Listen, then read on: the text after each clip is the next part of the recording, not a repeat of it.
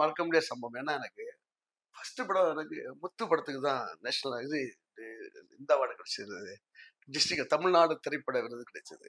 அதுக்கப்புறம் எனக்கு 2006ல சண்டைக்கோழி கிடைச்சது. அதுக்கப்புறம் இந்த படம் வந்து எனக்கு 2009 வந்து எனக்கு சிலம்பாட்டம் படத்துக்காக கிடைச்ச ஒரு விருது இது ஆக்சுவலா.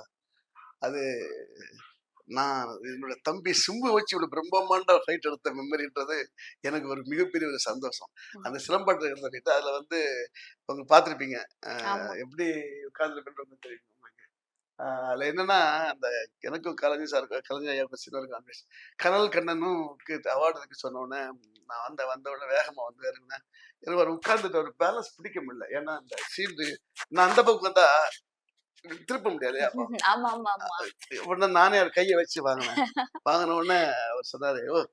ம் கனல்ல அனல் மாரி நிக்கிறியா?" ஆ. அப்படின்னாரு.